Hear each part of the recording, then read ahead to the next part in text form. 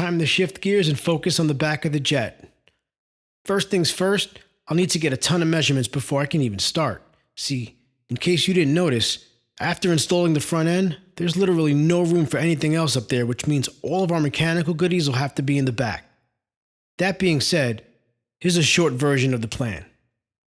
I'm going to have to design, fabricate, and install every mount, bracket, and tab to connect and/or hold the following. One Chevy 454 big block, a TH400 transmission with a 2800 RPM stall converter, a Jaguar XJS V12 rear, custom rear tube chassis, rear air ride, rear mounted cooling system, and a few other goodies. Then we have the wheels. We're running some monstrous super singles in the rear and some vintage Kragers up front. To build this, I'm going to need a mixture of things for my toolkit.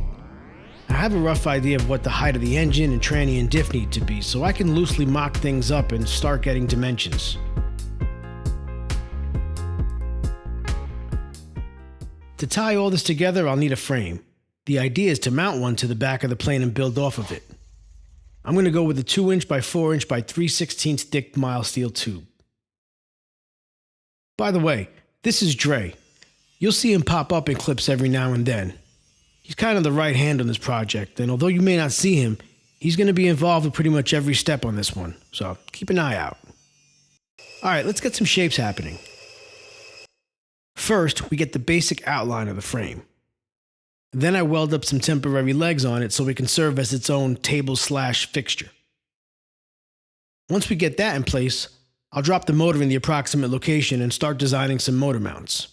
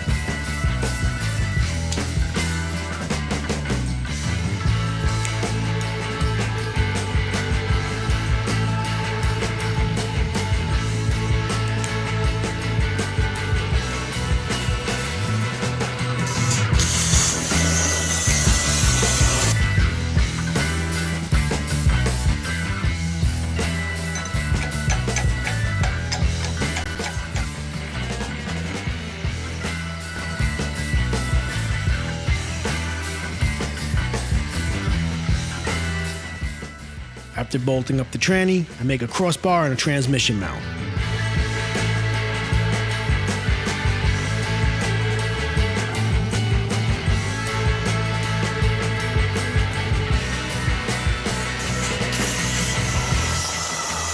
A quick little mock-up.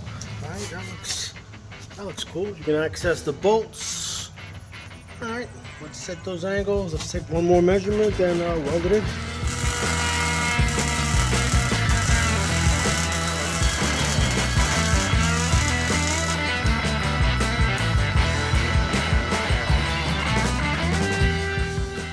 Next, I want to get the differential positioned.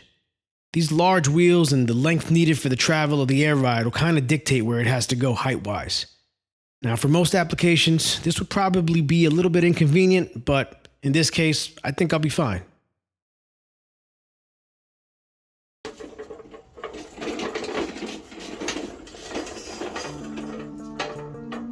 Now for the fun part. I'm going to use 1 3/4 dom for the rest of the rear frame. The goal here is to keep the look and give it the resemblance of a plane. You can kind of get an idea where we're going with this fusion drawing.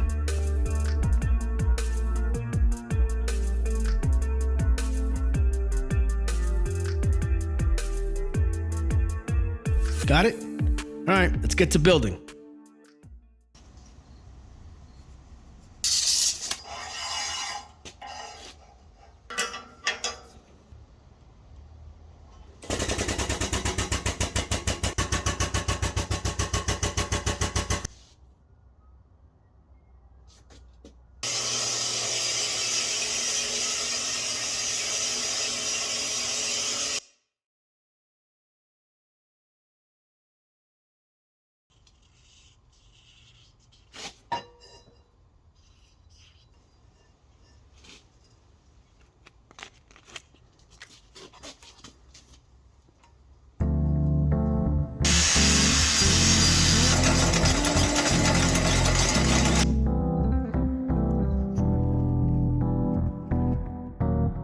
not bad for my first time bending tube.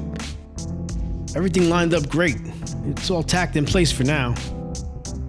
There's still a bunch of little parts I have to make, so I'm not going to rush into welding it until I have all the pieces of this puzzle. On that note, I think we're going to wrap it up here. Make sure you hit that subscribe button and stay tuned into this build,